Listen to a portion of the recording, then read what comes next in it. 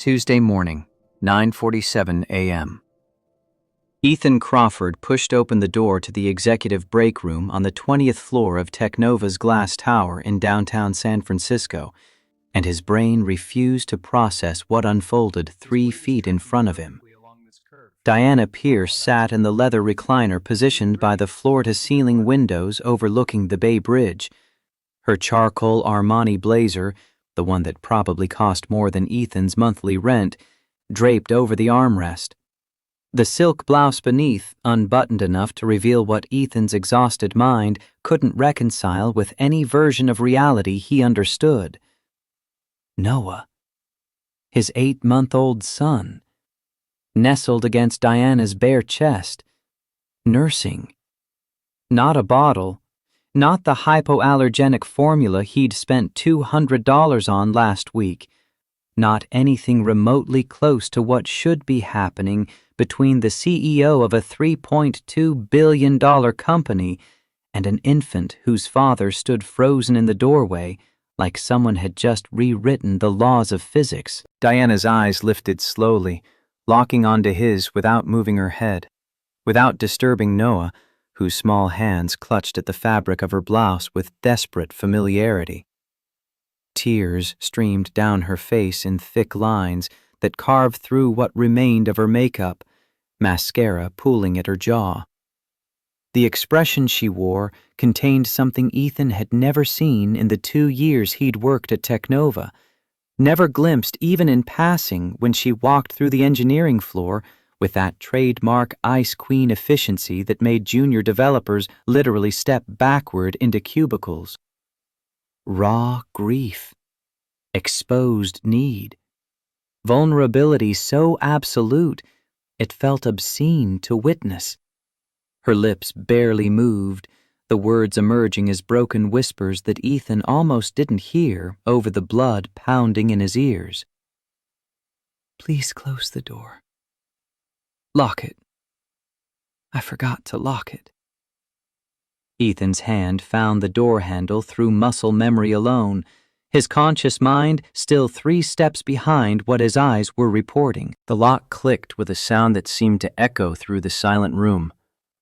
Suddenly the world condensed to this impossible tableau, this CEO worth more than most small nations, cradling his son while tears fell onto Noah's soft curls, while the baby nursed with a kind of focused contentment Ethan hadn't witnessed in 8 months of watching his child reject every formula brand on the market. 20 minutes earlier, Ethan had been drowning in code at his desk on the 15th floor, 3 energy drinks deep into a debugging session that should have taken an hour, but it stretched into its 4th because the legacy system integration kept throwing errors nobody could explain. The delivery deadline sat 5 hours away, immovable, because the sales team had promised the client a demo tomorrow morning. Failure wasn't an option when you worked at a company where missing deadlines got you added to the quarterly layoff spreadsheet. Noah had been with Nicole from the UX team, probably chewing on one of those silicone teething toys while she sketched wireframes. Ethan had allowed himself to sink into the zone where code became the only reality that mattered. Looking back now, he could identify the exact moment everything shifted, though he hadn't recognized it then. Tyler had wandered past his desk around 9:15, coffee mug in hand, mentioning something about Diana taking Noah to the 20th floor. The words had registered at surface level only, filed away as background information while Ethan wrestled with a particularly nasty database query. Diana Pierce taking his baby upstairs didn't trigger any alarms because Noah had become the unofficial mascot of the entire engineering division, passed between developers like a good luck charm, showered with attention from people who spent most of their lives staring at screens and welcomed the excuse to interact with something small and warm and human.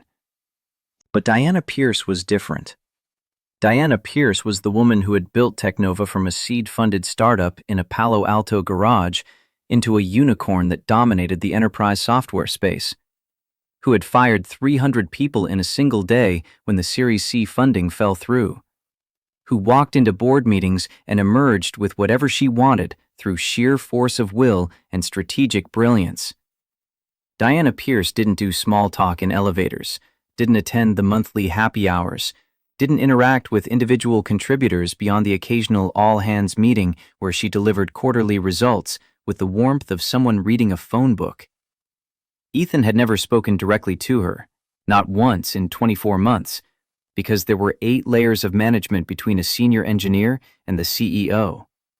Those layers existed for reasons that seemed self-evident. The realization that something was profoundly wrong had arrived gradually, building through a series of small observations that accumulated into dread. 30 minutes passed, then 45. When Ethan finally extracted himself from the code long enough to check on Noah, Nicole said she'd handed the baby to Michelle 15 minutes ago. Michelle hadn't seen Noah in the last 20 minutes, thought maybe Tyler had him. Tyler was in a meeting. The chain of casual custody that usually worked perfectly suddenly revealed its gaps. Ethan felt his chest constrict as he moved through the floor, asking increasingly urgent questions that all led nowhere until someone mentioned seeing Diana head toward the executive elevator with Noah sleeping against her shoulder. The executive elevator required a key card Ethan didn't have, but the stairwell worked fine, even if it meant climbing 5 flights with his heart rate spiking, not from exertion, but from the growing certainty that something had gone terribly wrong. The 20th floor was sacred territory reserved for C-suite offices and the kind of conference rooms where acquisition deals got hammered out. Ethan had never set foot there before today, had never needed to, because his world existed in the concrete realm of API endpoints and data structures, not strategic vision and shareholder value. The executive assistant stationed outside Diana's office had been on the phone, barely glancing up as Ethan moved past. He'd followed the sound of silence to the break room at the end of the hall, expecting to find Noah asleep in a portable crib, or maybe crying while Diana tried unsuccessfully to soothe him. Not this. Never this. Now, standing with his back against the locked door while his son nursed from his CEO's breast, Ethan experienced a cognitive dissonance so profound it felt almost hallucinogenic. This couldn't be happening, because it violated every professional boundary, every social norm, every assumption about how the world operated. But Noah's small body told a different story. The way he latched on to Diana with the desperation of someone who'd been searching for exactly this for months, who'd been trying to tell Ethan something through 8 months of rejected formula and weight percentiles that dropped steadily toward the danger zone. Diana kept her eyes locked on his, still crying silently, not trying to hide or justify or explain, just waiting while Noah did what babies do when they finally find what their biology demands. The minutes stretched into something that felt like hours, time becoming elastic and strange in this room where normal rules clearly didn't apply. Ethan should have been angry, should have been horrified, should have been calculating how to report this to HR or whether California law made this kidnapping or assault or some category his mind couldn't name.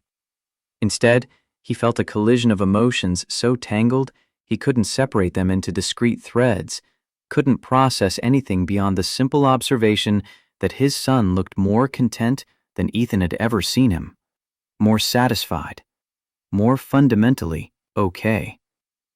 8 months ago, Ethan Crawford had watched his wife die on an operating table at Highland Hospital in Oakland while holding their newborn son for the first time. The pregnancy had been textbook perfect, every checkup confirming that mother and baby were thriving right up until the moment Alicia's blood pressure spiked during labor and the doctors started using words like eclampsia and cerebral hemorrhage and catastrophic. Alicia had been 26 years old, healthy, excited about motherhood in that cautious way people have when they'd watched friends struggle through complications and stillbirths.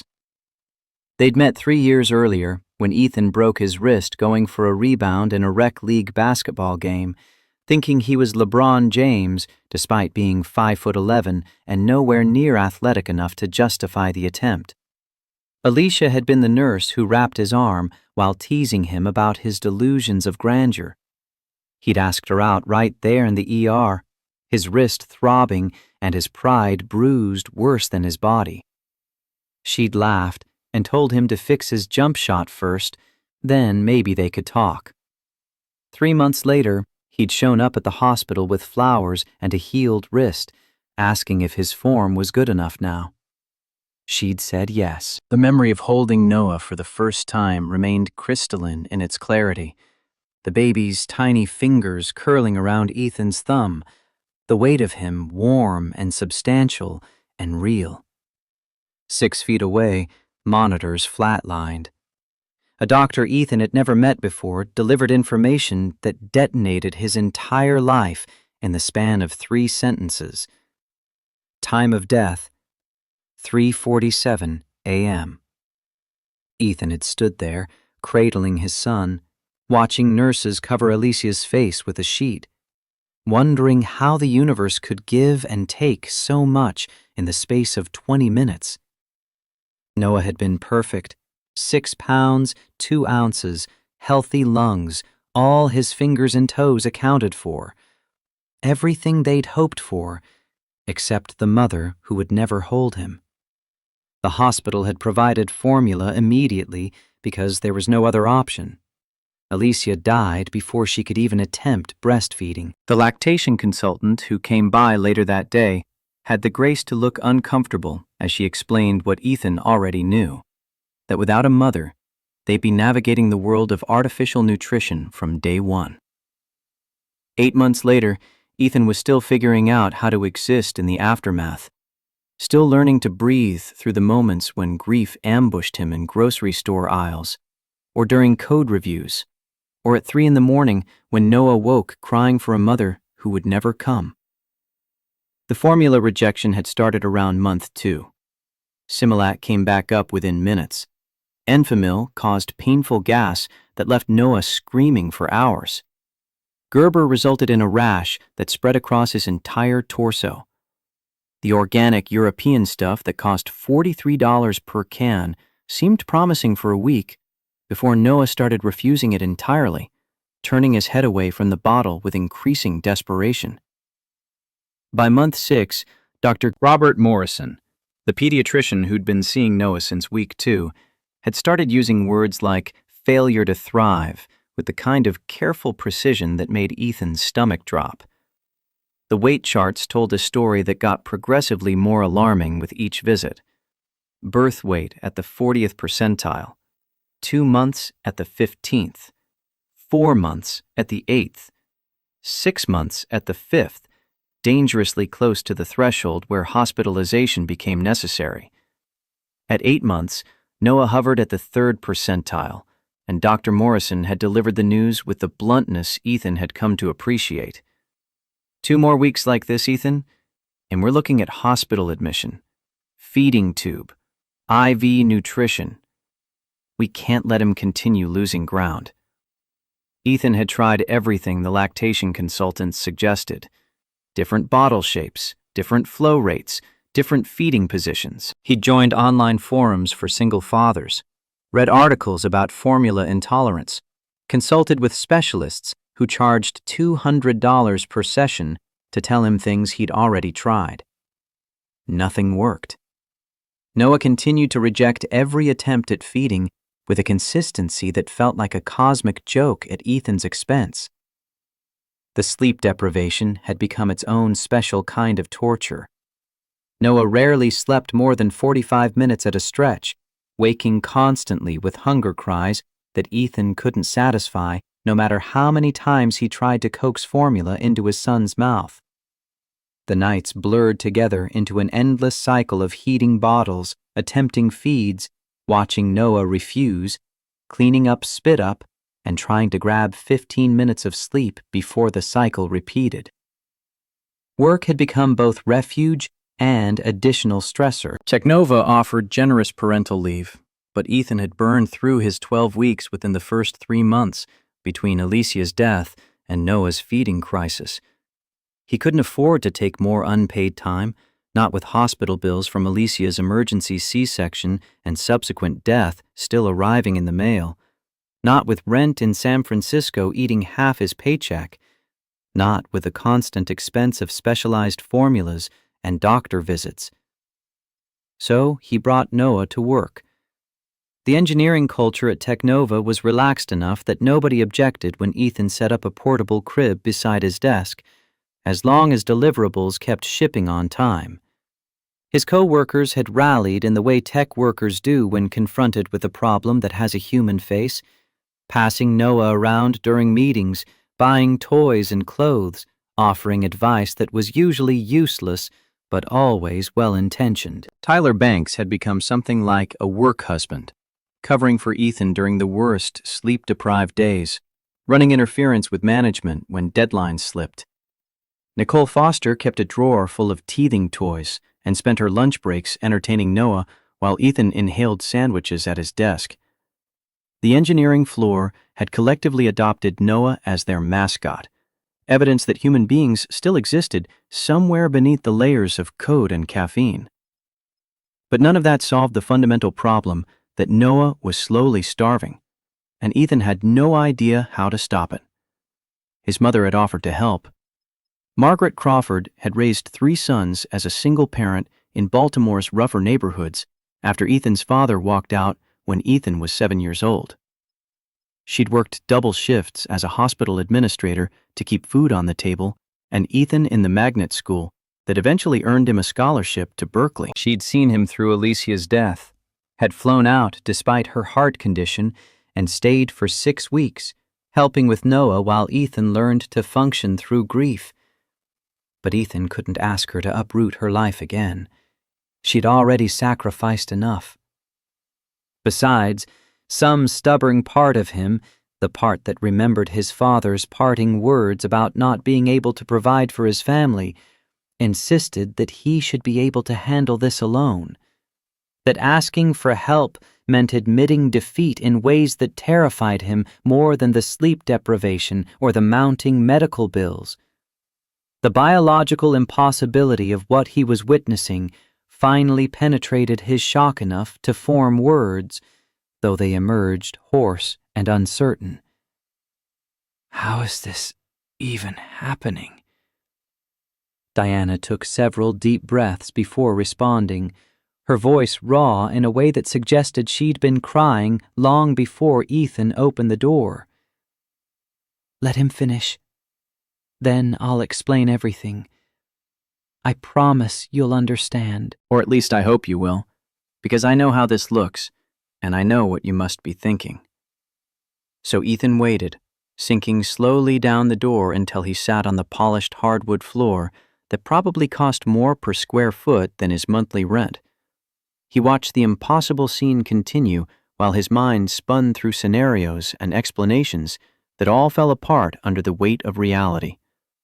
Diana was his boss, technically several levels removed, but still in his chain of command.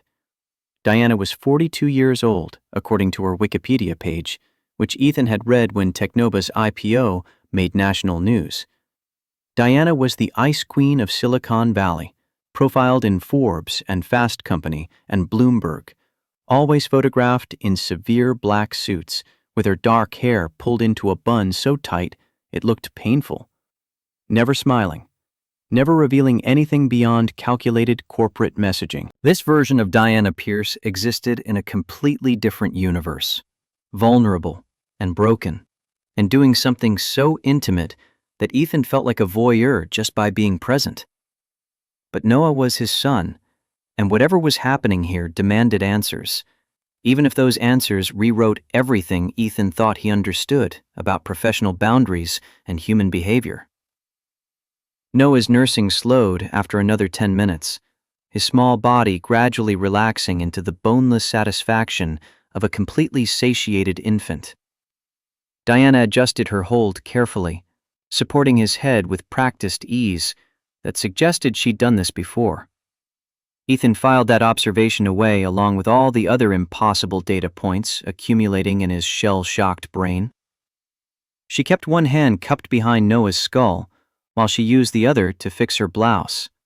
movements economical and unself-conscious. Ethan found himself looking away, even though the moment for modesty had passed somewhere around the time he'd watched his son nurse from a woman who wasn't his mother. When Diana finally spoke, her voice carried the careful control of someone trying to hold together something that wanted desperately to shatter. This was the most important thing that ever happened to me. What just occurred in this room. I need you to understand that before anything else, before you call security or HR or whoever you're already planning to call.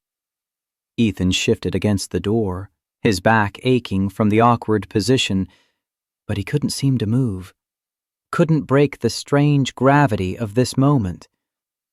I'm not calling anyone yet. I just need to understand what the hell is going on. Diana looked down at Noah sleeping in her arms, peaceful in a way Ethan recognized from the early days after Alicia died, when his mother had somehow gotten the baby to sleep for 4-hour stretches, despite Ethan's complete inability to manage more than 20 minutes before Noah woke screaming. Whatever had just happened had produced the kind of deep, satisfied sleep that only came when a baby's most fundamental needs had been met. I lost my daughter last week. Her name was Emma. I made it to 18 weeks this time before my body decided it couldn't support life. 4th time. 4 pregnancies, 4 losses, each one taking a little more of whatever hope I had left. The information landed like a physical blow, recontextualizing everything Ethan thought he knew about the woman holding his child. Diana Pierce had always seemed more like a force of nature than an actual human being, someone who existed on a different plane where normal concerns about relationships and family and biological imperatives didn't apply. The idea that she'd been carrying grief this massive while running a billion-dollar company, while firing people and closing deals and projecting absolute confidence in quarterly earnings calls, seemed impossible. Until Ethan remembered his own journey through the last 8 months, how he'd coded through funerals and debugged through nightmares and somehow kept showing up to work even when getting out of bed felt like climbing Everest. I didn't know. Inadequate words for an inadequate moment. Nobody knew. Nobody knows anything about me beyond what Forbes publishes. I've made sure of that, kept every personal detail locked down because showing weakness in this industry gets you destroyed, gets you replaced by the board with someone younger and hungrier and willing to work 100 hours a week without the distraction of wanting things that normal people want. Diana shifted Noah slightly, her movements gentle and practiced. Ethan noticed for the first time how naturally she held him, how her body had adapted to accommodate his weight without conscious thought. The pregnancy hormones are still in my system. My body prepared for a baby that isn't coming, produced milk for a child I'll never feed. When I picked up Noah this morning, when he started fussing in that specific way babies do when they're hungry, something happened that I didn't plan or anticipate. The oxytocin flooded my system so fast, I actually felt dizzy. Suddenly, my breasts were letting down milk, and Noah was rooting against my chest with this desperate urgency. I acted on instinct instead of logic. Came up here, locked the door, and gave him what he was asking for. The clinical explanation somehow made the situation feel more surreal rather than less, like Diana was describing someone else's actions, some other woman who had crossed every conceivable line between appropriate and catastrophic.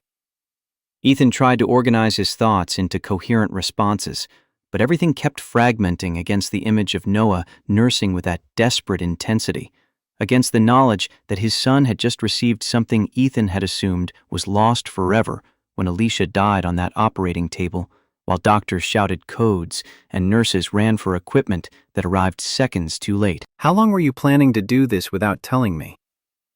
The question emerged harsher than Ethan intended, sharp enough that Diana flinched. but he couldn't quite regret the tone because anger was starting to break through the shock. Righteous fury at the violation, even if the outcome had clearly benefited Noah in ways Ethan couldn't deny. I wasn't planning anything. This wasn't calculated or premeditated. I picked up your son because he was crying, and everyone else was busy, and my body responded in a way I couldn't control. Suddenly we were here and it was happening, and I couldn't make myself stop because it felt like the universe was giving me one single moment, to experience what I've been trying to achieve for 6 years through IVF and miscarriages and fertility specialists who keep finding new ways to tell me my body is broken. The rawness in Diana's voice cut through Ethan's anger, exposing something underneath that looked a lot like his own grief, his own desperate scrambling to find meaning in loss that seemed senseless and cruel. 4 pregnancies, 4 losses. The numbers echoed in Ethan's mind as he tried to comprehend that kind of accumulated devastation. He'd lost Alicia in a single catastrophic moment, but at least he'd had Noah. Proof that something good had emerged from the tragedy. Diana had been trying for 6 years to achieve what Ethan and Alicia had managed accidentally, and her body had failed her 4 times in increasingly heartbreaking ways. Emma. She'd named the baby Emma. Had made it to 18 weeks, far enough that the loss would have required actual labor, actual delivery of a child who would never breathe. Ethan's mind recoiled from imagining that particular horror, but Diana had lived through it just last week and then showed up to work like nothing had happened, because that's what people like her did in industries that equated vulnerability with weakness. I need to take him to the pediatrician. We have an appointment at 2. The doctor's been worried about his weight, about the formula rejection. I don't know what to tell her about this. Diana nodded slowly, carefully transferring Noah to Ethan's arms without waking him.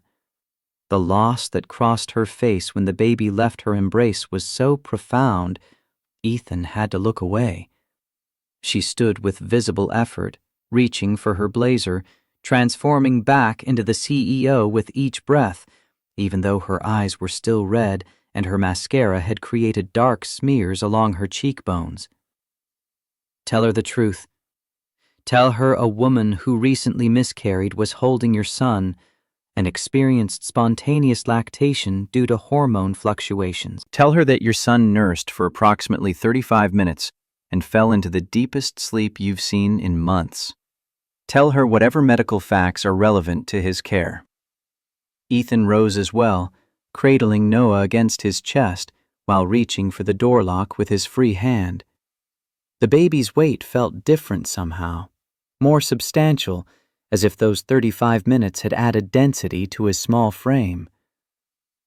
We're going to have to talk about this again, about all of this, because I still don't understand what just happened or what it means or what the hell I'm supposed to do with this information. Diana met his eyes for a long moment, her expression settling back into the controlled mask Ethan recognized from company meetings, though something in her gaze remained raw and exposed. I know. And I'll answer whatever questions you have, explain anything you need explained. But right now, take care of your son. Make sure he's healthy. That's what matters. Dr. Morrison's office passed in the blur of San Francisco traffic and racing thoughts that refused to organize into coherent patterns. Ethan kept glancing at the rearview mirror, watching Noah sleep in the car seat with that same profound contentment, occasionally checking to make sure this was real and not some stress-induced hallucination brought on by too many energy drinks and too little sleep. The appointment had been scheduled for weeks, another in the long series of increasingly worried visits where Dr. Morrison documented Noah's failure to thrive, where percentile charts showed downward trajectories and the specter of hospitalization loomed closer with each weigh-in that came back below expectations. Dr. Morrison had delivered hundreds of babies during his 30 years at UCSF Benioff Children's Hospital, had seen every variation of feeding difficulty and developmental delay. But his expression when Ethan explained what had happened suggested this particular scenario was new territory even for someone with his experience. He listened without interrupting, while Ethan laid out the facts in chronological order, starting with finding Noah missing from the 15th floor and ending with Diana's explanation about miscarriage and spontaneous lactation. Ethan tried to keep his voice clinical and detached, even though the story felt insane coming out of his own mouth.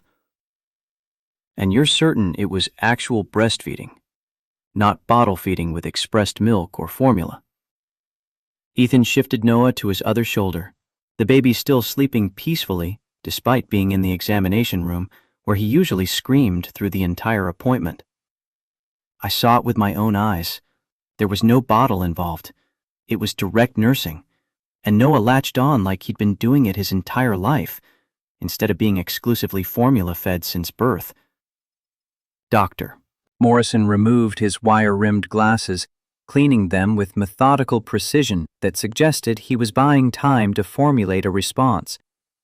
His office had photographs on the walls showing him at various stages of his career, starting as a young resident and progressing through decades of practice that had brought him to California, to this pediatrics clinic where Ethan had been bringing Noah since week 2. The medical facts are straightforward enough. Women who experience late-term pregnancy loss can indeed produce milk due to sustained hormone levels, particularly if they were in the second trimester or beyond. The letdown reflex can be triggered by proximity to an infant, especially one actively seeking to nurse. From a nutritional standpoint, breast milk is incomparably superior to any formula on the market, which is why the American Academy of Pediatrics recommends exclusive breastfeeding for at least 6 months whenever possible. Ethan heard the clinical information, processed it on an intellectual level, but his emotional response remained tangled and confused. But this isn't my wife breastfeeding our son. This is my boss, someone I don't know beyond professional interactions, someone who just did something that feels like it should be illegal, or at minimum completely inappropriate. Dr. Morrison leaned back in his chair, his expression shifting from clinical to something more personal, more grounded in the messy realities that medical textbooks didn't adequately address. Wet nursing has existed throughout human history, Ethan. It was standard practice for centuries, continues to be common in many cultures today. The taboo around it is relatively recent, and largely cultural rather than medical. From where I sit, looking at Noah's chart and the concerning trajectory we've been tracking for months, what happened today might have been the single most nutritious and beneficial experience of his entire life so far. The words landed with unexpected weight, reframing the situation in a way Ethan hadn't considered while standing in that 20th floor break room watching his CEO cry. He'd been thinking about boundaries and appropriateness and what HR would say, not about the simple biological fact that his son had just received exactly what his body had been desperately seeking for 8 months of frustrated formula rejection. He's never nursed this well before. Alicia died before she could even try breastfeeding. We went straight to formula in the hospital, and it's been a nightmare ever since. 4 different brands, 3 different bottle types, consultations with lactation specialists who had no solutions because there was no breast milk to work with. Watching him refuse food over and over while his weight dropped has been killing me slowly. And today he nursed for half an hour like it was the most natural thing in the world. Dr. Morrison pulled up the growth charts, pointing to the curve that showed Noah hovering just above the 5th percentile for weight, dangerously close to the threshold where hospitalization became necessary. If this woman is healthy, if she's willing, and if Noah responds as positively as it sounds like he did, then from a purely medical perspective, this could solve the feeding crisis that's been threatening his development. The question isn't whether breast milk would benefit him. The answer to that is unequivocal. The question is whether you're comfortable with the arrangement, given the personal and professional complexities. Ethan stood, pacing to the window that overlooked the hospital parking lot, watching cars navigate through the mid-afternoon traffic, while his brain tried to process information that seemed designed to short-circuit normal decision-making processes. Diana Pierce had just offered his son something irreplaceable, had given Noah access to nutrition his body desperately needed through an act that was simultaneously generous and boundary-violating, selfless and strange. The fact that it had emerged from her own grief and loss made it more complicated rather than less, added layers of emotional entanglement that Ethan couldn't begin to untangle while standing in a pediatrician's office trying to figure out if his son was healthy or if this bizarre situation had just created new problems to replace the old ones. I need to talk to her again. Need to understand if this was a one-time thing driven by hormones and grief, or if there's something more happening here that I should be aware of. Dr. Morrison nodded, making notes in Noah's chart that would document this appointment in ways that would probably baffle any future doctors who reviewed the records. Whatever you decide, make sure Noah continues getting adequate nutrition. His development depends on it. The feeding difficulties we've been tracking aren't sustainable long-term. Something needs to change, whether that's finding a formula that works or exploring alternative options. The drive back to Technova took 40 minutes through typical San Francisco congestion. Ethan used the time to call his mother in Baltimore, putting the phone on speaker while navigating through the financial district toward the glass tower that housed his office and his CEO, and the impossible situation that had detonated his understanding of professional boundaries.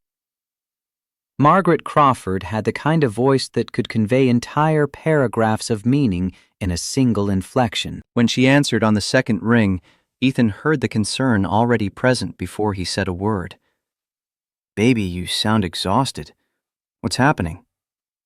Ethan told her everything, the words spilling out in a confused rush that probably didn't make much sense, but captured the essential insanity of the day. He expected shock, maybe disapproval, possibly anger at this woman who had crossed lines without permission. What he got instead was silence. The kind of thoughtful quiet that meant his mother was actually processing instead of reacting, considering the situation from angles Ethan hadn't thought to examine. "You know, your grandmother fed half the neighborhood babies back in the day. Women helped each other raise children because that's what community meant. If your milk came in and your neighbor's baby was hungry while she was at work, you fed that child. Nobody thought twice about it because survival mattered more than whose breast the baby was latched to." Ethan hadn't expected that response, hadn't anticipated his mother reaching for cultural memory that predated modern anxieties about appropriate boundaries. "That was a different time, Mama. This is my boss. We're talking about the CEO of the company. There are power dynamics and professional concerns and 100 reasons why this could explode in my face."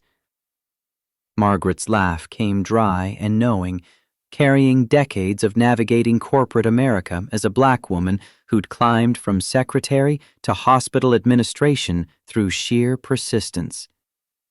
"Baby, I understand power dynamics better than you think. I also understand that your son has been slowly starving for 8 months while you tried every solution modern medicine could offer. This woman just gave Noah something you couldn't provide, something his body desperately needed. And she did it from her own grief and loss.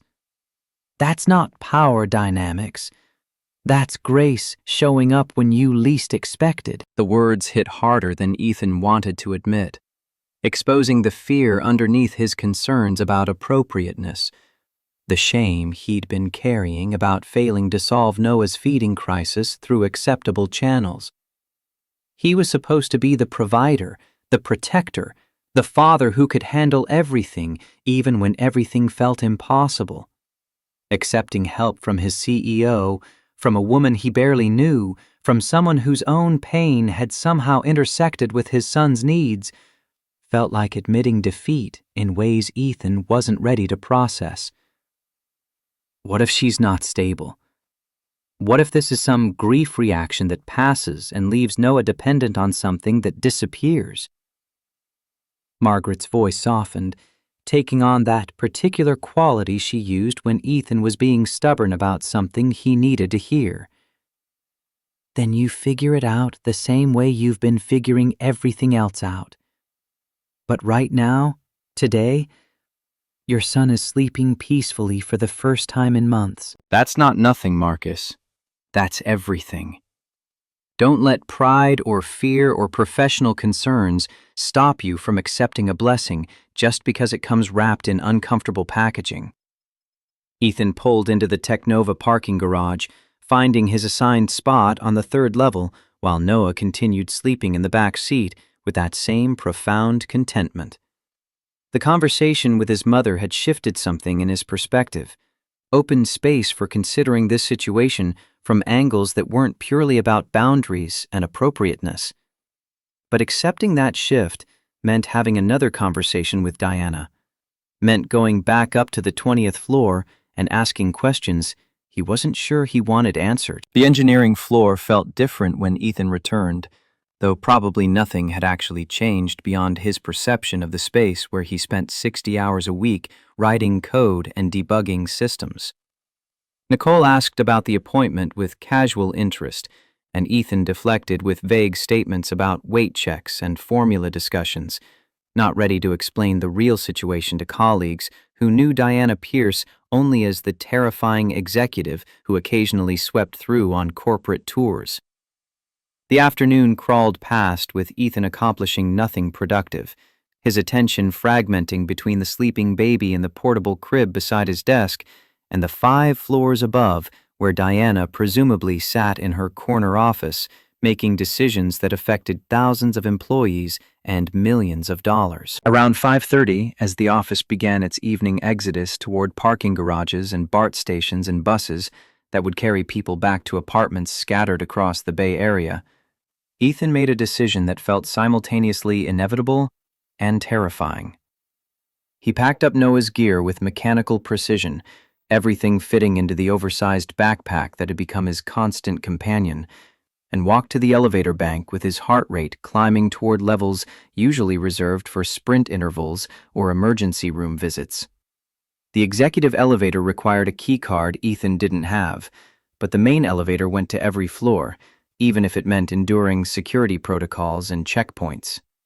The 20th floor reception area was emptier than it had been that morning, just Catherine at her desk outside Diana's office, reading something on her computer with the intense focus that suggested end-of-day email processing. She looked up when Ethan approached, her expression shifting through surprise and suspicion before settling on professional neutrality. "Mr. Crawford, Ms. Pierce isn't taking meetings today." Ethan adjusted his grip on Noah, who was starting to wake from the afternoon nap that had lasted 4 hours longer than any previous sleep session in recent memory. "I think she'll want to see me. It's about this morning." Something flickered across Catherine's face. Recognition or understanding, or maybe just the awareness that whatever was happening here fell outside her job description. She picked up her phone, spoke quietly into it, listened for a moment, then gestured toward the heavy oak door that led to the corner office Ethan had only seen in company press releases. "She says to come in." Diana's office occupied the northwest corner of the building, windows on 2 walls offering views of the Bay Bridge and the fog rolling through the Golden Gate in thick banks that would blanket the city by nightfall. The furniture was minimalist and expensive, steel and glass and leather in shades of black and charcoal. No personal photographs or decorative touches beyond a single orchid on the credenza that looked professionally maintained. Diana sat behind her desk reviewing documents, and she didn't look up immediately when Ethan entered, didn't acknowledge his presence until he'd crossed half the distance to her desk and stopped, uncertain whether to sit or stand or speak first. When she finally raised her eyes, Ethan saw exhaustion that went bone deep, the kind of weariness that no amount of sleep could fix because it came from carrying weight that never got lighter. "I thought you might come back." Her voice was flatter than it had been in the break room, more controlled, more like the CEO voice Ethan recognized from quarterly meetings. "Sit, please." Ethan settled into one of the leather chairs across from her desk, positioning Noah on his lap so the baby could see around the office, taking in the world from his father's arms with wide eyes that suggested full awareness despite being barely 8 months old. "I talked to the pediatrician and my mother, and I've been thinking about what happened this morning for the last 6 hours. Diana closed the folder in front of her with precise movements, giving Ethan her full attention in a way that felt almost overwhelming, like standing in a spotlight that revealed every flaw and inadequacy. "And what conclusions did you reach?" Ethan took a breath, organizing thoughts that still felt jumbled and uncertain despite hours of mental processing. "That I don't understand what happened or why it happened, but I can't deny that Noah responded to you in ways he's never responded to formula. That the pediatrician confirmed breast milk would be incomparably better for his development than anything I can buy in a store. That my mother reminded me wet nursing used to be normal before modern society decided it was weird." He paused, watching Diana's expression for reactions that remained carefully controlled, giving nothing away. "But I also need to know if this was a one-time thing, driven by grief and hormones, or if there's something else happening here that I should understand before I make any decisions about my son's welfare." Diana stood, moving to the window that overlooked the bridge, her posture rigid in a way that suggested she was holding herself together through conscious effort. "I've lost 4 babies in 6 years. 4 pregnancies that ended in different kinds of devastation, each one taking something I can't get back. Last week I lost Emma at 18 weeks. After spending 4 months believing this time would be different. This time my body would cooperate. This time I'd finally get to experience motherhood instead of just failing at it repeatedly." She turned to face Ethan, and the control in her expression had started to crack, showing the grief underneath. "When I held your son this morning, when my body responded by producing milk, when he latched on and nursed like he'd been waiting his entire life for exactly that, I felt what I've been chasing for 6 years. I felt needed. I felt capable. I felt like maybe all this suffering had some purpose beyond just destroying me slowly." The honesty in her words created a space Ethan hadn't expected, an opening for something that looked almost like understanding, despite the massive gap between their lives and experiences. "I can't give you guarantees about hormones or how long my body will produce milk, or whether this makes any kind of sense from a rational perspective. What I can tell you is that feeding your son today was the most important thing I've done in my entire life, more meaningful than any deal I've closed or any company I've built. And if you'll allow it, I'd like to continue. Not as your boss, not as some corporate arrangement, but as someone who desperately wants to experience at least part of motherhood, even if it's not with my own biological child." Ethan looked down at Noah, who had started reaching for his face with chubby hands, babbling nonsense syllables that were slowly developing toward actual words. 8 months of watching his son struggle had taught Ethan to recognize when Noah was thriving versus merely surviving. The difference today was undeniable. The baby who had screamed through every formula feeding and spent hours crying from hunger his father couldn't satisfy had become calm and content after 35 minutes at Diana's breast, had slept more peacefully than Ethan had ever witnessed, had woken alert and engaged instead of fussy and irritable. The decision forming in Ethan's mind felt insane and reckless and completely contrary to every professional instinct he'd developed during his career. It also felt right in some way he couldn't articulate, like the universe was offering a solution that didn't fit any conventional category, but addressed needs that went deeper than organizational charts or corporate hierarchies. If we do this, it can't be here. It can't be at the office where people will see and speculate and turn it into something it's not. And we need to be honest about what this is and what it isn't. Diana returned to her desk, sitting down with visible relief, as if Ethan's words had removed weight she'd been carrying since morning. I understand.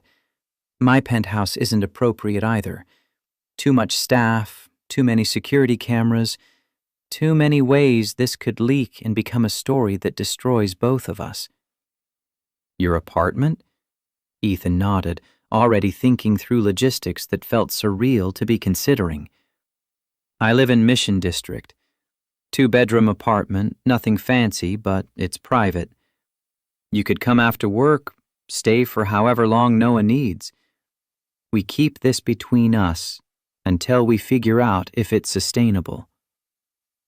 They discussed details with the same efficiency they might bring to a project kickoff meeting, establishing schedules and expectations and boundaries that felt necessary even if the entire conversation existed in territory neither of them had ever navigated before. Diana would come by at 6 each evening, stay until Noah had nursed and fallen asleep, then leave before the situation could drift into territories that complicated an already impossible arrangement.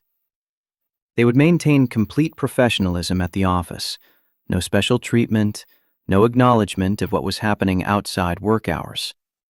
If questions arose, they would handle them honestly but carefully, protecting both Noah's well-being and their own privacy. By the time Ethan left her office, darkness had settled over San Francisco completely, the city lights creating patterns that stretched toward distant hills. He carried Noah through the empty 20th floor toward the elevator, past Catherine's now vacant desk, feeling like he'd just negotiated the strangest agreement of his life. Tomorrow, Diana would show up at his apartment, would cross the threshold between professional and personal in ways that should feel threatening but somehow didn't, would continue giving his son what Ethan couldn't provide through an arrangement that existed outside every category he understood. That night, preparing Noah for bed with the same routine he'd followed since bringing the baby home from the hospital, Ethan noticed differences subtle enough that he might have imagined them if he weren't looking so carefully. Noah settled into sleep easier, fussed less during the diaper change, seemed generally more content in ways that probably came from having a full belly for the first time in months. Ethan sat in the rocking chair beside the crib long after Noah dozed off, watching his son sleep while processing a day that had started normally and ended somewhere completely beyond his ability to map. Tomorrow, Diana Pierce would knock on this door, would enter his private space, would nurse his child in his living room while they figured out if this arrangement was sustainable or insane, or possibly both. The thought should have terrified him, should have sent him running to HR or legal counsel or anyone who could explain why this was a catastrophically bad idea. Instead, Ethan felt something closer to cautious hope, the first genuine optimism he'd experienced since watching Noah's weight percentiles drop toward dangerous territory, while every formula brand on the market proved equally useless. He thought about Alicia, wondering what she would make of this situation, whether she'd approve or be horrified, or simply understand that sometimes survival required accepting help from unexpected places. They'd talked about breastfeeding during the pregnancy. Alicia determined to try, despite horror stories from friends about painful latching and inadequate supply and judgmental lactation consultants.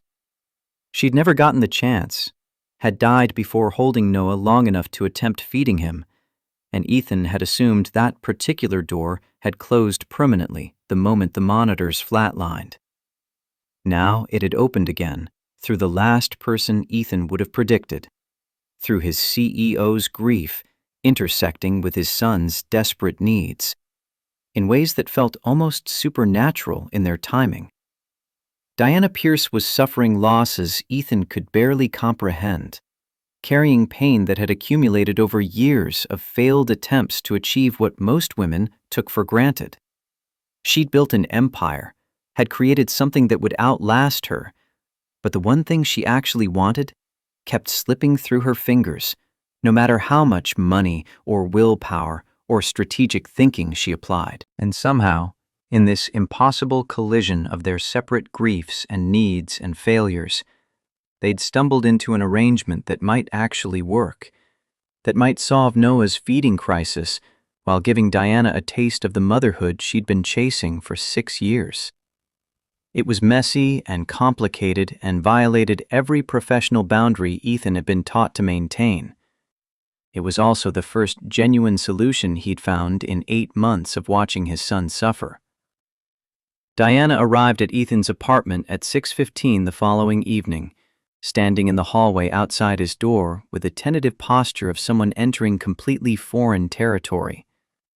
She'd changed from the severe black suit into dark jeans and a simple cashmere sweater, her hair down for the first time Ethan had ever witnessed, falling past her shoulders in waves that made her look younger and somehow more vulnerable. The transformation from Ice Queen CEO to nervous woman about to cross an intimate threshold was so complete that Ethan almost didn't recognize her when he opened the door. "Come in. Noah's been fussy for the last hour. I think he knows you're coming."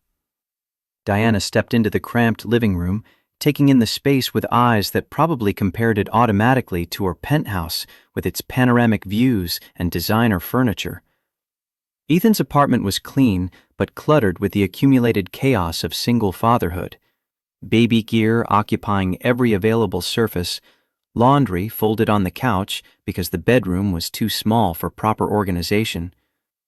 She didn't comment on the modest surroundings, just set her bag down carefully and held out her arms when Noah started reaching for her with urgent little sounds that weren't quite crying but suggested he'd get there soon if his needs went unmet.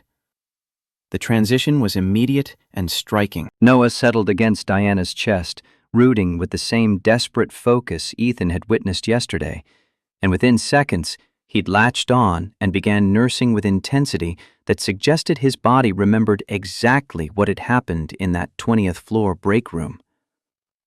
Diana sank into the rocking chair Ethan had positioned by the window, her entire frame relaxing as Noah fed. Ethan busied himself in the kitchen area, pretending to clean dishes that were already clean because watching this felt too intimate, despite having agreed to the arrangement. They didn't speak for the first 20 minutes. Diana focused entirely on Noah, while Ethan moved between kitchen and living room with manufactured tasks that kept his hands busy. The silence wasn't uncomfortable exactly, more like the cautious quiet of two people navigating new territory without a map, figuring out boundaries through trial and error rather than explicit discussion. Eventually, Ethan ran out of things to pretend to organize and settled on the couch with his laptop, pulling up code reviews that needed completion before tomorrow's stand-up meeting. "You can relax. I know this is strange, but we might as well accept that strange is our new normal." Her voice was low to avoid disturbing Noah, and Ethan closed the laptop, accepting that productive work wasn't happening while his CEO nursed his son 15 feet away. "How long does your doctor think the milk will last? The hormones from the miscarriage?" Diana shifted slightly, adjusting Noah's position with practiced ease that suggested muscle memory was building faster than conscious skill. She wasn't sure.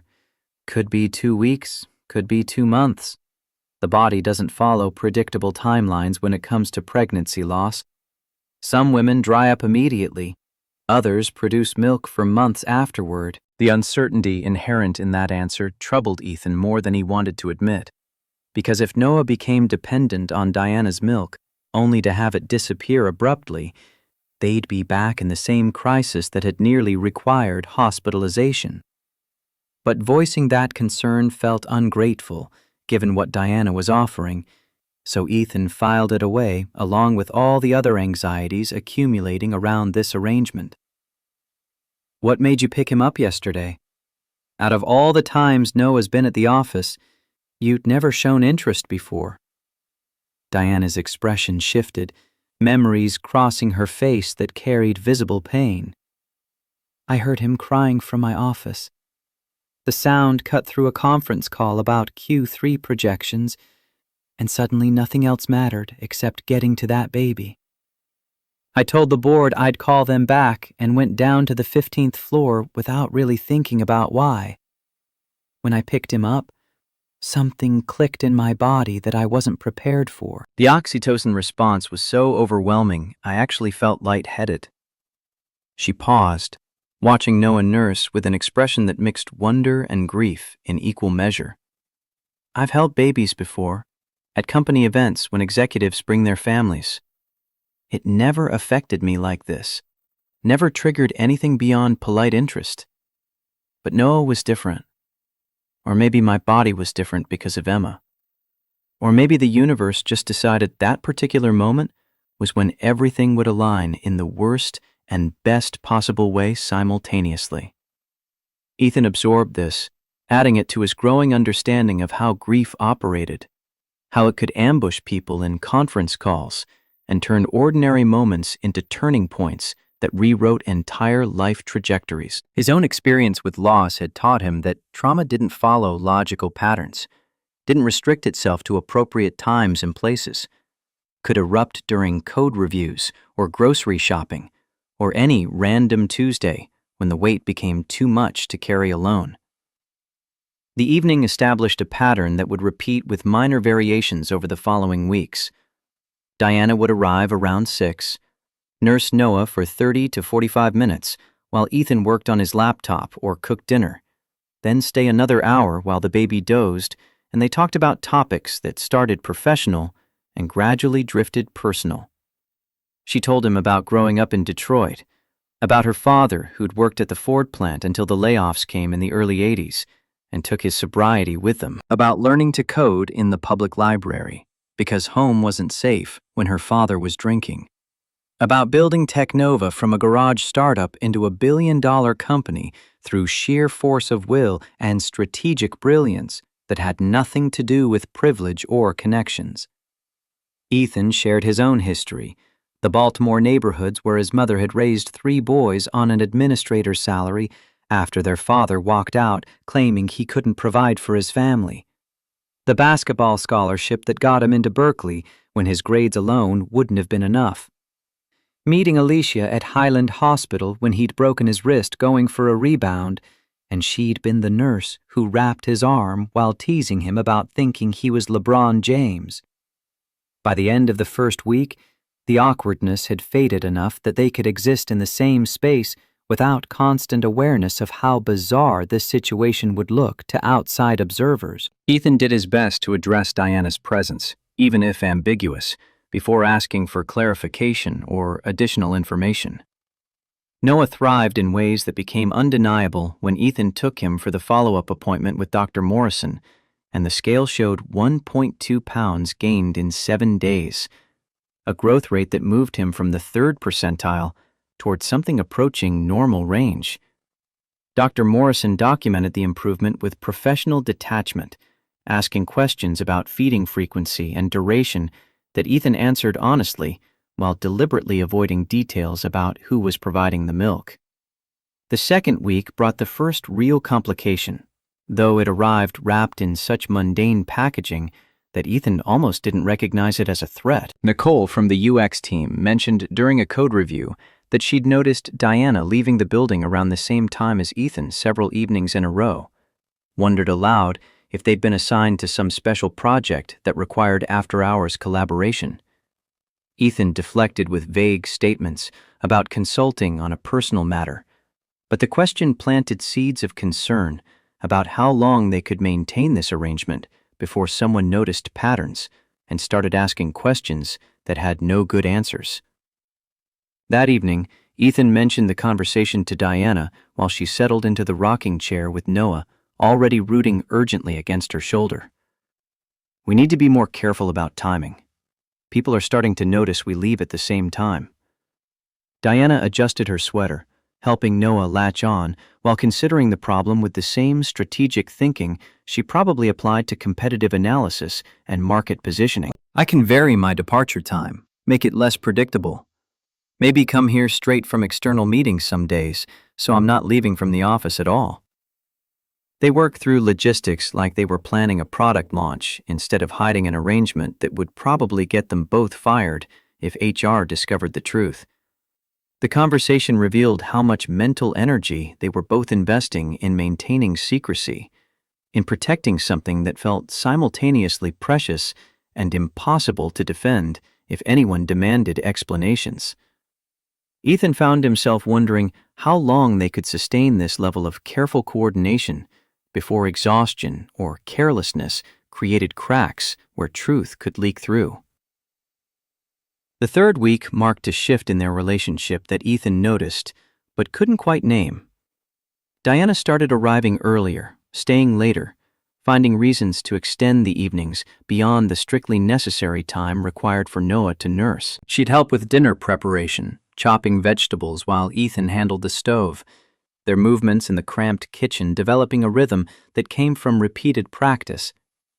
They'd eat together after Noah fell asleep, talking about everything from Technova's upcoming product launch to Diana's failed IVF attempts to Ethan's memories of Alicia that were starting to hurt less sharply even as they remained permanently tender. One Thursday evening, while Diana washed dishes and Ethan dried, she told him about her ex-husband with a flatness that suggested she'd processed this grief long enough that it had lost its immediate sting. He left after the second miscarriage. Said he couldn't watch me destroy myself chasing something that clearly wasn't meant to happen. I think he expected me to choose him over the possibility of motherhood, to accept childlessness and move on with our lives together. When I couldn't do that, when I kept pursuing fertility treatments despite the emotional and physical toll, he decided I'd made my choice. Ethan set down the plate he'd been drying, giving her his full attention because this felt important in ways that went beyond casual conversation. Did you ever regret it? Choosing the treatments over the marriage? Diana turned off the water, drying her hands on the towel with deliberate movements that bought her time to formulate an answer. Every day for the first year. Then gradually the regret transformed into something else. Not quite acceptance, but maybe understanding that some people aren't built to carry other people's grief alongside their own. He needed a partner who could compartmentalize loss, who could try for a baby and then move on when it didn't work, instead of letting each failure compound into something that consumed everything. She looked at Ethan with an expression that held both vulnerability and strength, acknowledging pain without being destroyed by it. I couldn't be that person. Can't be that person. When I want something, I pursue it with everything I have, which is probably why I built a billion-dollar company, but also why I've lost 4 pregnancies without learning when to stop trying. The honesty in her words created intimacy that had nothing to do with the physical act of nursing Noah, a different kind of closeness built from shared understanding of what it meant to want something desperately while watching it slip away repeatedly. Ethan recognized the pattern from his own experience with grief, the way loss didn't diminish just because time passed, how absence could become a permanent presence that shaped every decision and perspective. Alicia used to say I loved too hard, that I needed to learn how to want things casually, to care less intensely so disappointment wouldn't hit as brutally. She was probably right, but I don't know how to be any other way. Diana smiled, a real smile that transformed her face completely, erasing the Ice Queen mask to reveal someone younger and more approachable underneath. Maybe that's why we ended up here. 2 people who can't do anything halfway, who commit completely even when the smart move would be protecting ourselves. The moment stretched between them, charged with recognition that felt dangerous in its implications. Ethan broke eye contact first, returning to the dishes with renewed focus, because acknowledging the connection forming between them meant confronting questions about where this arrangement was heading beyond the immediate practical concerns about Noah's nutrition. By the fourth week, Diana had become such a regular presence in Ethan's apartment that Noah would start fussing around 6 o'clock, regardless of whether he was actually hungry. His internal clock apparently calibrated to expect her arrival. The baby's development had accelerated dramatically, reaching milestones that Dr. Morrison documented with professional satisfaction while carefully avoiding questions about the specifics of Noah's feeding routine. Ethan watched his son transform from the listless infant who'd barely responded to stimulation into an engaged, alert baby who smiled readily and babbled constantly, reaching for toys with improving coordination and sleeping through most nights in stretches that allowed Ethan to function like a semi-normal human being. But success brought its own complications, particularly around the question of sustainability. Diana's milk production showed no signs of decreasing, her body apparently committed to the fiction that she was nursing her own biological child rather than someone else's son. Medical literature suggested that continued stimulation could maintain lactation indefinitely, that women throughout history had served as wet nurses for years if demand remained consistent. The implication was clear. This arrangement could continue as long as they wanted it to, which raised questions neither of them seemed ready to address directly. Late one Friday evening, after Noah had dozed off and Diana was gathering her things to leave, Ethan finally asked the question that had been building for weeks. What happens when this stops being just about feeding Noah? When it becomes something more complicated than a practical arrangement? Diana froze with her bag half-packed, her back to Ethan, and the silence that filled the apartment felt heavy with implications neither of them had been willing to name aloud until now. "I don't know." She admitted this, turning to face him with an expression that mixed fear and hope in ways that probably mirrored his own tangled feelings. "I know we said this was just about Noah's nutrition, just a temporary solution to a medical crisis. But somewhere along the way, it became the most important part of my day, the thing I look forward to more than anything happening at work or anywhere else in my life." Ethan stood, closing the distance between them until only a few feet separated their positions in the small living room where they'd spent 4 weeks building something that didn't fit any category either of them understood. "You're my boss. You're 14 years older than me.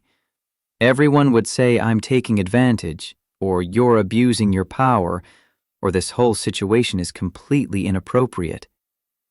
Diana held his gaze, not flinching from the uncomfortable truth in his words.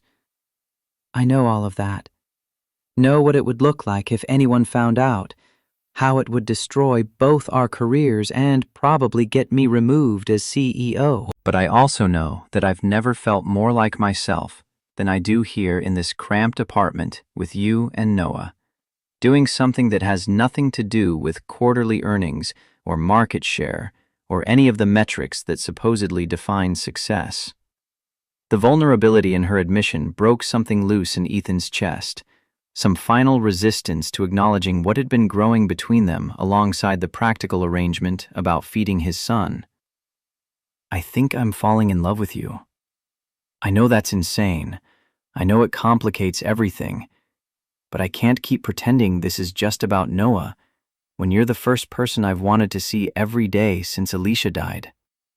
Diana closed the remaining distance, her hand finding his with a tentative touch that asked permission while offering connection. "I've been in love with you for 2 weeks. Tried to deny it, tried to convince myself this was just about filling the void Emma left. But that's not what this is. You make me feel seen in ways nobody has since before I became successful enough that people only saw the company or the money or the reputation." Ethan pulled her into an embrace that felt simultaneously natural and earth-shattering, Diana's frame fitting against his in ways that suggested they'd been moving toward this moment since she'd walked into his apartment 4 weeks ago.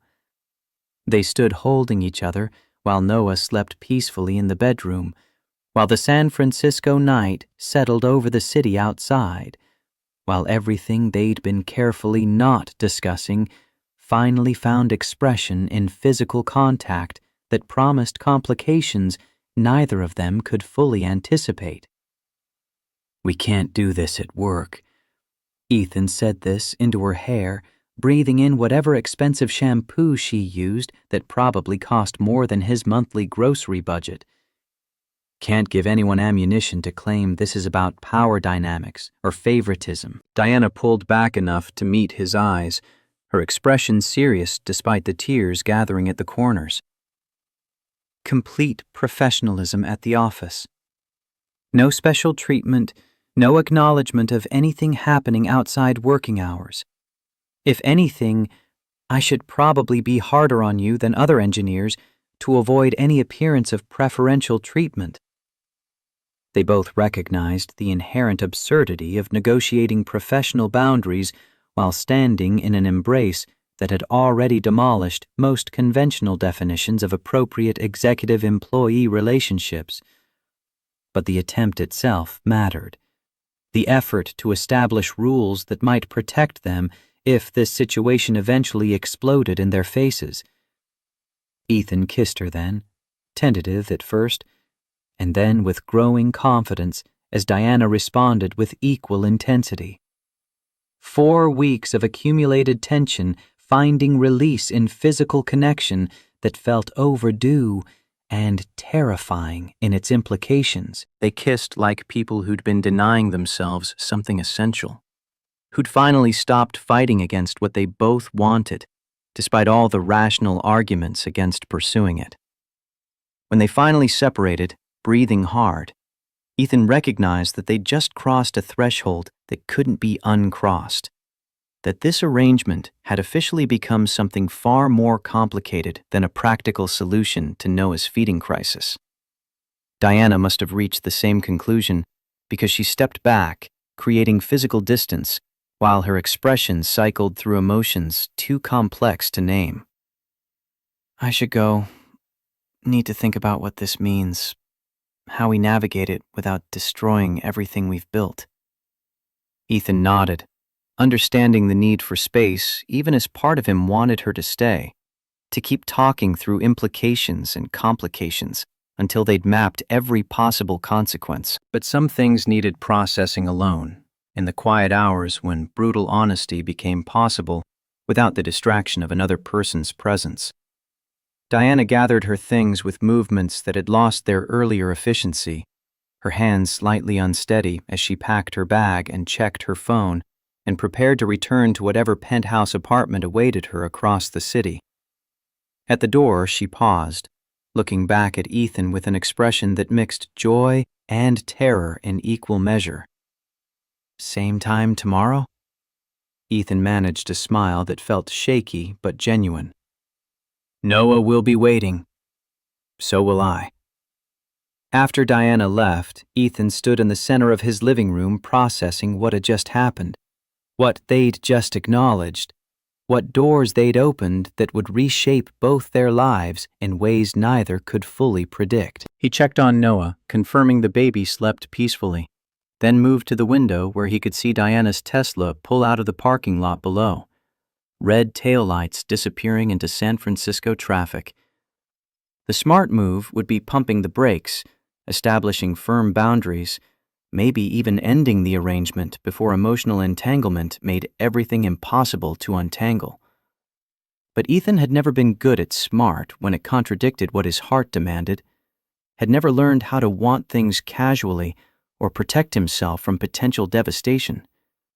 He was all in or all out, committed completely or not at all.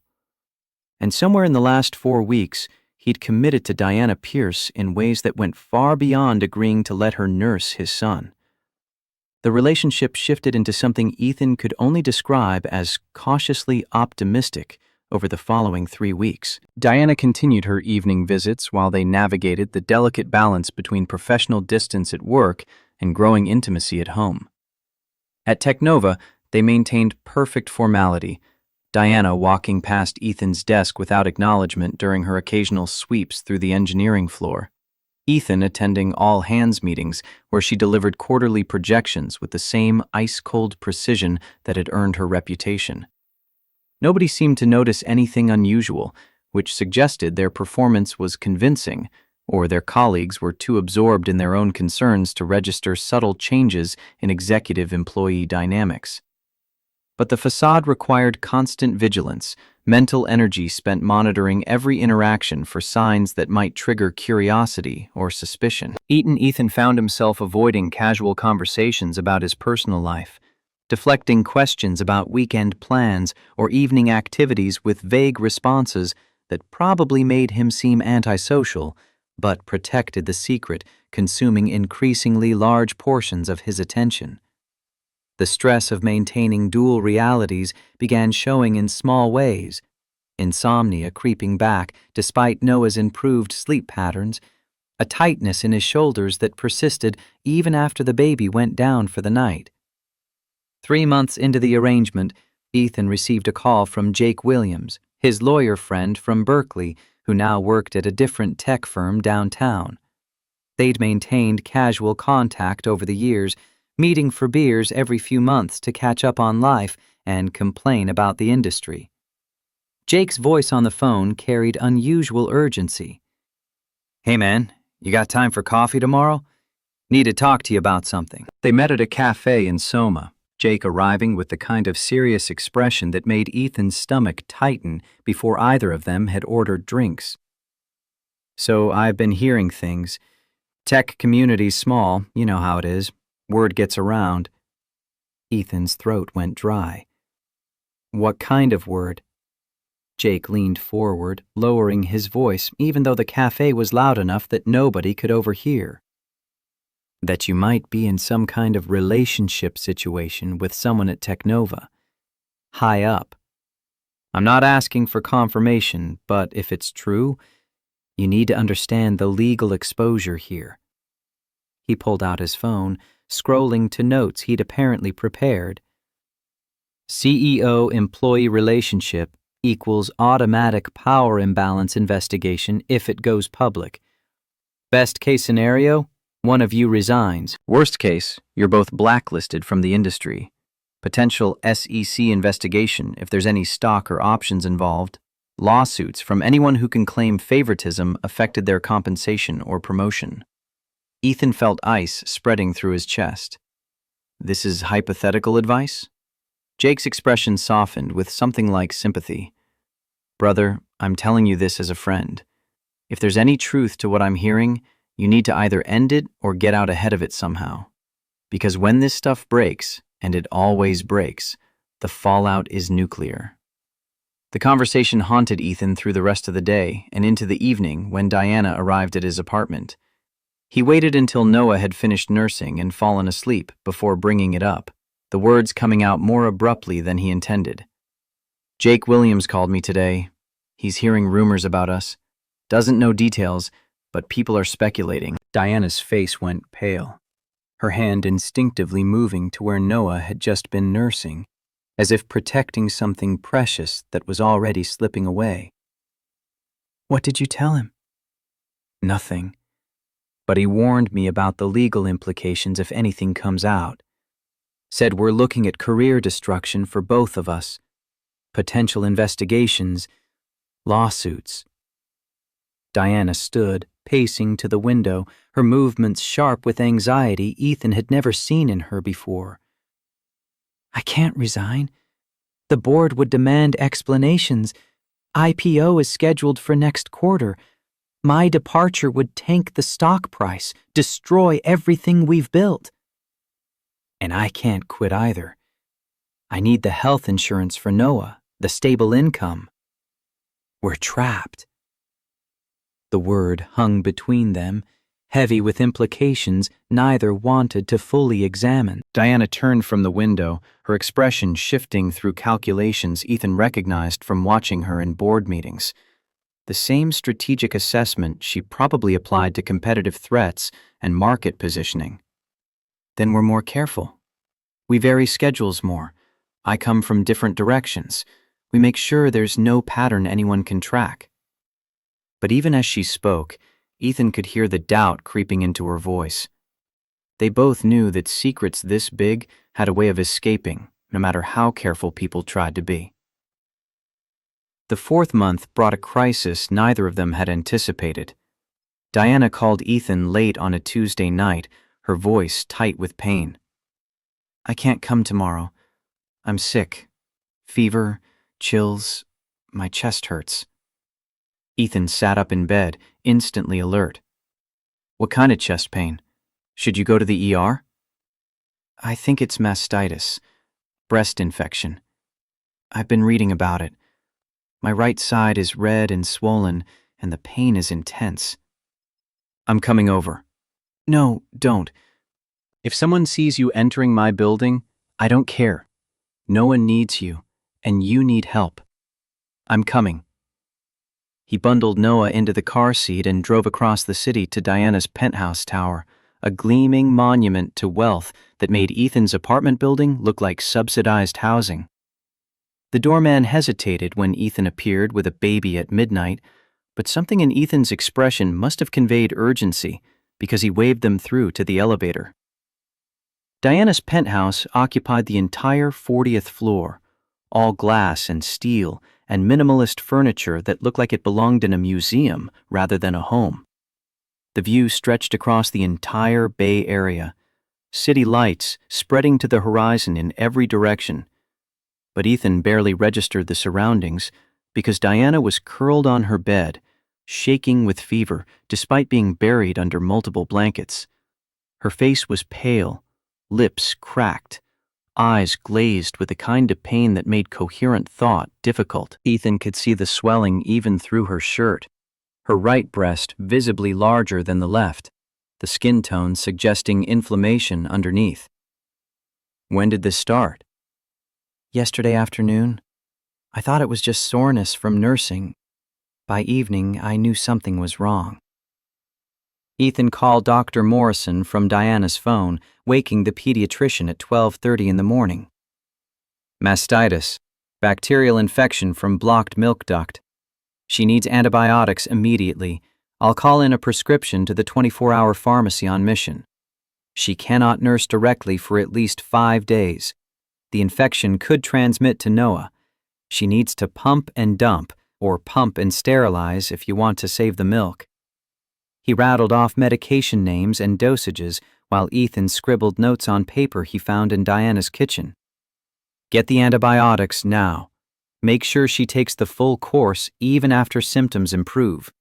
And Ethan, Noah's going to have to go back to bottles for a few days. Be prepared for resistance." Ethan drove to the pharmacy, leaving Noah with Diana despite her protests that she was too sick to watch him. The baby seemed to understand something was wrong, staying quiet in his portable seat while Diana dozed fitfully. Ethan returned with medication and forced Diana to take the first dose with water, watching her swallow before he'd let her lie back down. "I'm sorry. I'm failing you again. Noah will starve because my body can't even do this one thing right." Her voice broke on the last word, tears sliding down her fevered cheeks. Ethan sat on the edge of the bed, taking her hand. "You're not failing anyone.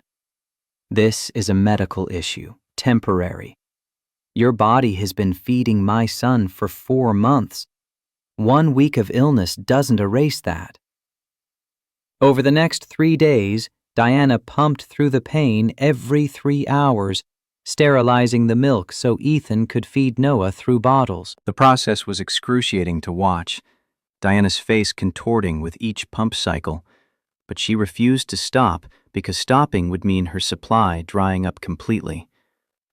Noah rejected the bottles with the same fury he'd shown in the early months, screaming for hours, refusing to eat, growing increasingly listless. By Thursday evening, Ethan was approaching panic. Noah had barely consumed 4 ounces in 24 hours. His lips were dry, his cry weak, his diaper output dangerously low. Dr. Morrison made a house call at 2 in the morning, examining Noah with a kind of focused intensity that made Ethan's chest constrict. He's dehydrated. Not critically, but we're close. I can give him subcutaneous fluids here, avoid the ER for now. But if Diana's not better by Friday, we need to talk about tube feeding. The doctor inserted a small needle under Noah's skin, slowly administering saline while the baby cried weakly. Ethan held his son, whispering apologies Noah couldn't understand, feeling more helpless than he had since those first terrible weeks after Alicia's death. Friday evening, Diana's fever finally broke. The antibiotics had done their work, the swelling reduced, the pain manageable. She appeared at Ethan's door at 6 o'clock, still pale but determined, and Noah's face when he saw her transformed from misery to pure joy. The baby literally screamed with happiness, reaching for her with both hands, and when Diana settled into the rocking chair and Noah latched on, the relief in the room was palpable. He nursed for 50 minutes, the longest session yet, making up for days of deprivation. Diana cried silently the entire time, one hand cupped around Noah's head, the other clutching Ethan's hand where he knelt beside the chair. I thought I'd lost this. Thought my body had failed again. Ethan squeezed her hand, his own throat tight. Your body saved him 4 months ago. It's allowed to be human, to need recovery. You're not a machine, Diana. You're a person who's been through hell and is still showing up every day. After Noah fell asleep, they sat together on the couch, Diana leaning against Ethan's shoulder, exhaustion and relief mixing in equal measure. I was terrified, not just of losing the nursing, but of losing this, us, whatever we're building here. If my supply had dried up, would you still want me around? Or was I only valuable as a milk source? Ethan turned to face her, forcing her to meet his eyes. You think I'm falling in love with you because you can lactate? Diana, I love you because you're stubborn and brilliant and brave enough to sacrifice everything for a baby who isn't even yours. The nursing brought us together, but it's not what keeps me wanting you here. Diana kissed him then, deep and urgent, and for the first time she stayed the entire night, sleeping in Ethan's bed while Noah dozed peacefully in the next room. It felt like crossing another threshold, moving from arrangement to actual relationship in ways that made the professional complications even more dangerous. By month 5, Diana was staying 3 or 4 nights a week. The boundaries between her life and Ethan's had blurred to the point of near invisibility. She kept clothes at his apartment, a toothbrush in his bathroom, helped with grocery shopping and cooking and the mundane tasks of daily existence. To anyone observing from inside the apartment, they looked like a family, unconventional in formation, but genuine in function. At work, the strain of maintaining separateness grew heavier. Ethan found himself resenting the hours spent pretending Diana didn't exist, the careful avoidance of eye contact in meetings, the way she'd walk past his desk without acknowledgement while his chest ached with wanting to touch her. Tyler noticed the tension, commenting that Ethan seemed distracted lately, asking if everything was okay. Just tired. Noah's going through a phase. But Noah wasn't going through a phase. Noah was thriving, hitting developmental milestones early, his laughter filling the apartment, his weight finally in a healthy percentile. The lie tasted bitter on Ethan's tongue because the real source of his exhaustion was maintaining a secret that consumed more energy every day. Diana's ex-husband appeared without warning on a Tuesday afternoon in early December. Tom Pierce showed up at Technova's lobby, demanding to see Diana, causing enough of a scene that security called her office. She agreed to meet him in the parking garage, away from employees and cameras. Ethan only learned about it that evening when Diana arrived at his apartment, shaking, her careful composure completely shattered. Tom knows something. He's been following me, or having me followed. He mentioned Mission District, asked what I was doing in that neighborhood every night. Ethan felt his blood turn cold. What did you tell him? Nothing. I told him my personal life was none of his business, But he threatened me, Ethan. Said he'd go to the board if I didn't explain what was happening. Why does he care? You've been divorced for 3 years. Diana sank onto the couch, her face buried in her hands. Because he's vindictive. When I chose fertility treatments over our marriage, he took it as a personal rejection. He's never forgiven me for that. If he can destroy what I built out of spite, he will. Ethan sat beside her, his mind racing through scenarios and contingency plans. What leverage does he have? He can speculate, but he doesn't know details. He has connections on the board. William Bradford, the board chair, they golf together. If Tom plants seeds of doubt about my judgment, about inappropriate relationships, Bradford will launch an investigation just to protect the company's reputation before the IPO. The IPO. Everything circled back to the IPO, scheduled for March, just 3 months away. Technova's public offering would make Diana a billionaire on paper, would cement her legacy as one of the most successful female CEOs in tech history. But it also meant increased scrutiny, more pressure to maintain the image of flawless leadership. So what do we do?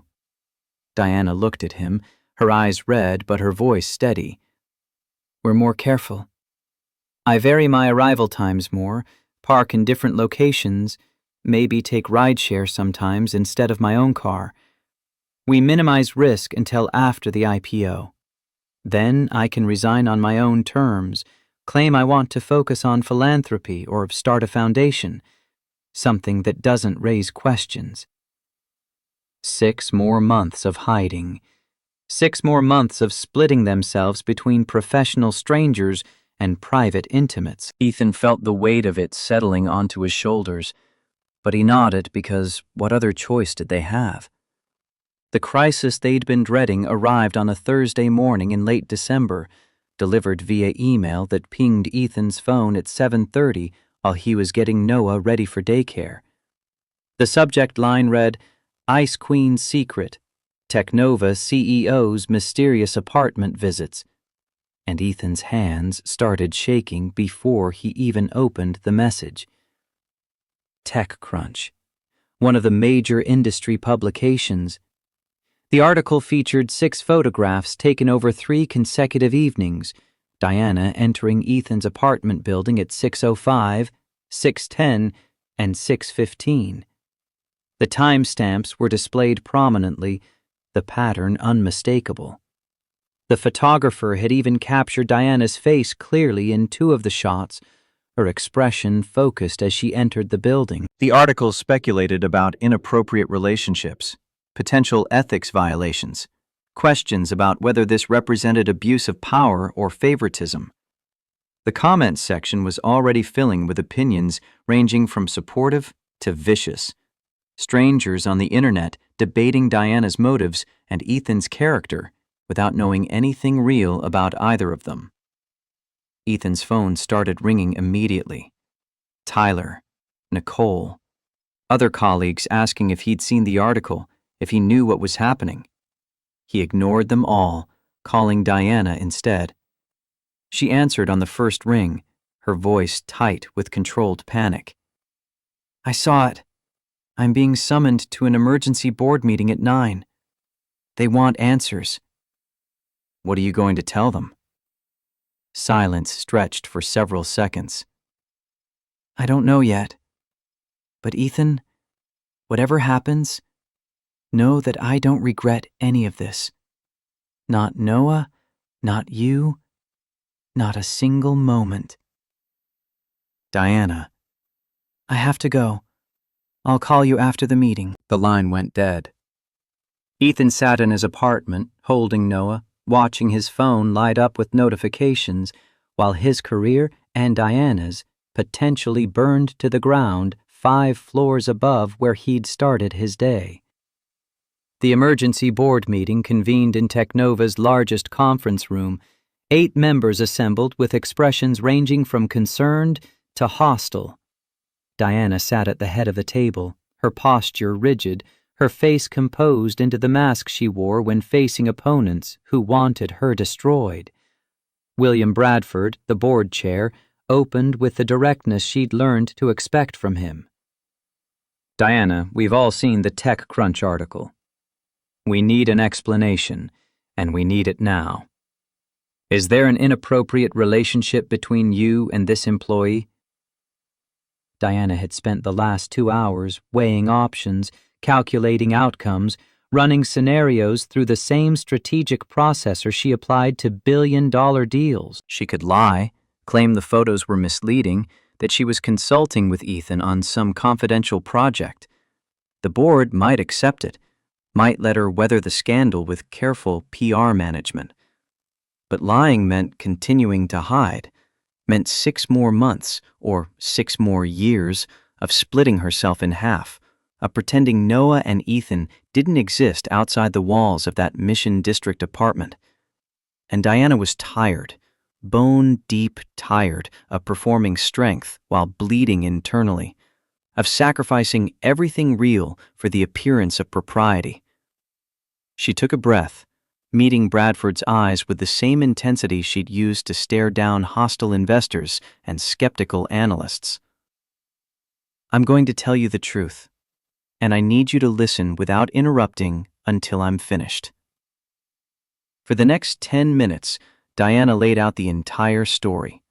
4 miscarriages across 6 years, Emma's death at 18 weeks, her body producing milk for a baby who would never nurse, Noah Crawford's failure to thrive, 8 months of formula rejection, weight dropping toward hospitalization, the spontaneous letdown reflex when she'd held him, the decision to offer wet nursing, the medical supervision and testing and weekly monitoring.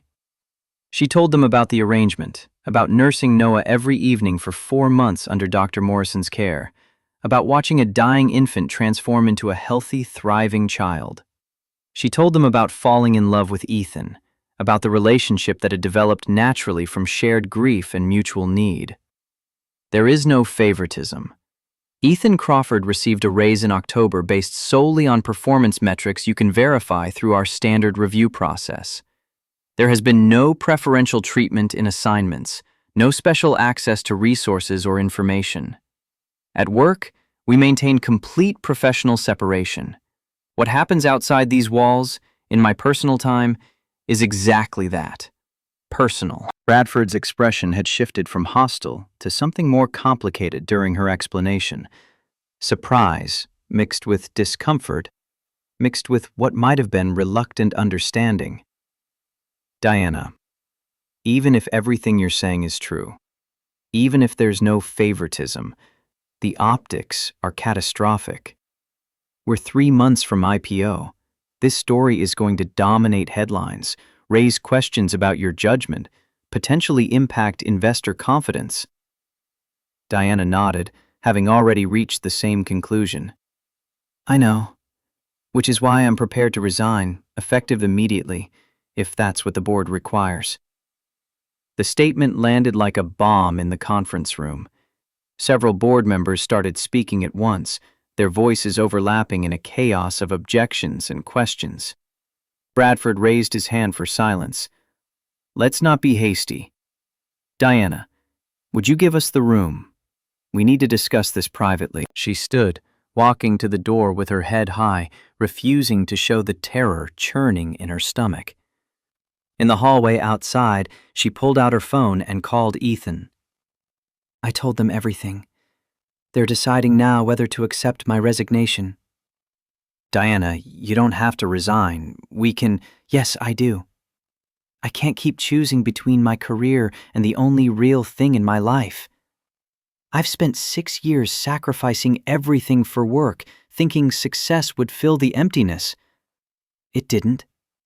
Noah and you did. If they make me choose, I choose you." She could hear Ethan's breathing on the other end, ragged with emotion he was trying to control. "What if they fire you? What if they make this worse?" "Then we deal with it together. But I'm done hiding, Ethan. I'm done pretending the most important thing I do every day is running board meetings instead of feeding your son." The board deliberated for 90 minutes. When they finally called Diana back in, Bradford's expression was carefully neutral. "The board has made a decision. We're not accepting your resignation at this time. However, we are requiring certain conditions. First, you will make a public statement explaining the situation in your own words before the media narrative gets out of control. Second, Mr. Crawford will be transferred to a different department with a different reporting structure to eliminate any appearance of direct oversight. Third, you will both undergo ethics training and agree to transparency about the relationship going forward. And fourth, if any evidence of favoritism emerges, this agreement is void and termination is immediate." Diana felt something release in her chest. Not quite relief, because the battle wasn't over, but at least she still had a chance to fight. "I accept those terms. Thank you." Bradford's expression softened slightly. "Diana, for what it's worth, several of us have been through infertility struggles. We understand the desperation, the grief. What you did was unconventional, but it wasn't malicious. We're going to support you through this, but you need to control the narrative. Today." Diana spent the next 3 hours crafting a statement with Technova's PR team and legal counsel. They debated phrasing, worried about admissions that could create liability, argued over how much detail to include. Finally, Diana overruled them all and wrote exactly what she wanted to say. The all-hands meeting was scheduled for 2 o'clock. 1,500 employees packed into the main auditorium, buzzing with speculation and gossip. Ethan sat in the back row with Noah strapped to his chest in a carrier, trying to project calm he absolutely didn't feel while the auditorium filled with coworkers who would soon know everything about his private life. Diana walked onto the stage at 2 o'clock precisely, wearing her trademark black suit, but with her hair down instead of pulled into its usual severe bun. The change was subtle but significant, a visible signal that something fundamental had shifted. Many of you have seen the TechCrunch article published this morning. The article speculates about inappropriate relationships and ethics violations based on photographs of me visiting an employee's residence over several months. I'm here to address those speculations directly, rather than allowing rumor and misinformation to fill the vacuum. She paused, her hands gripping the podium, and Ethan could see her gathering courage for what came next. 4 months ago, I experienced my 4th pregnancy loss.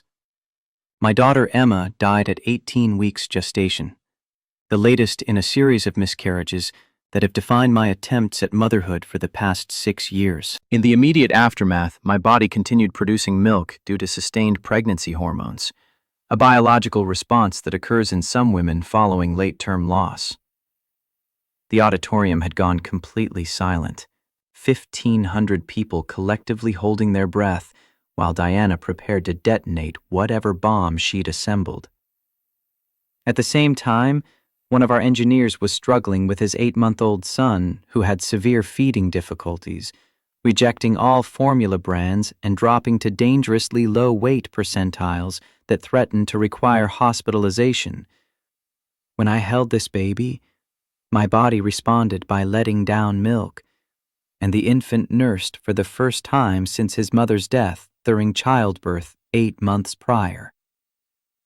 The collective gasp that rippled through the auditorium felt like a physical force.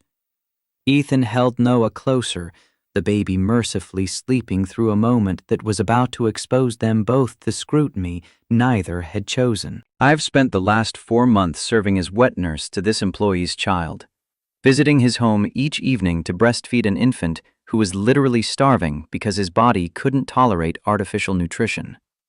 This arrangement has been conducted with full medical supervision, with the knowledge and approval of the baby's pediatrician, and with absolute professional boundaries maintained at all times within this workplace. Diana's voice cracked slightly on the final sentence, emotion breaking through the clinical delivery. and Ethan watched her visibly gather herself before continuing.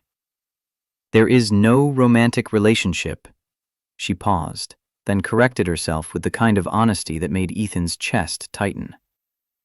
That's not true. There is a romantic relationship now, which developed naturally over the course of 4 months of shared meals and conversation and mutual support through grief. But there has been no favoritism in hiring or promotion or compensation. There is a woman who lost her 4th child trying to experience at least part of motherhood by helping an infant who desperately needed what her body could provide. The silence in the auditorium had transformed from shocked to something else, a collective processing that Ethan couldn't quite read from his position in the back row. He scanned faces around him, seeing expressions that ranged from sympathy to disgust to confusion. I am not resigning as CEO. The board has reviewed this situation and determined that while unconventional, my actions did not violate company policy or constitute abuse of power. However, I understand that this situation compromises perceptions of my leadership, regardless of the actual facts. To address those concerns, Ethan Crawford will be transferred to a different department effective immediately, eliminating any direct reporting relationship. We will both undergo additional ethics training, and we will be transparent about our relationship going forward. Diana's voice strengthened, finding power in honesty that corporate messaging had never provided. I want to be absolutely clear about one thing. I have built this company from nothing into something that employs 1,500 people and creates value for millions of customers. I am proud of that work, proud of what we've accomplished together. But the last 4 months, nursing this baby, experiencing a shadow of what motherhood might have been, has meant more to me than any acquisition or product launch or valuation milestone. She paused, tears now visible on her face despite the bright stage lighting, vulnerability on full display for every employee watching. We build companies. We chase valuations and market share and competitive advantage. But sometimes the most important thing we can do is simply help another human being survive. That's what I chose to do. And I would make the same choice again, regardless of the professional cost. The auditorium erupted into chaos the moment Diana stepped off stage, employees shouting questions that went unanswered as she disappeared through the side exit. Ethan sat frozen in his seat while people around him debated and speculated and argued about what they'd just witnessed. Noah woke up, starting to fuss against his chest, and Ethan needed to leave before someone connected the dots and realized he was the employee in question. But Catherine, Diana's assistant, appeared at his row before he could move, leaning down to whisper urgently. "Miss Pierce asks that you bring Noah to her office. She's waiting."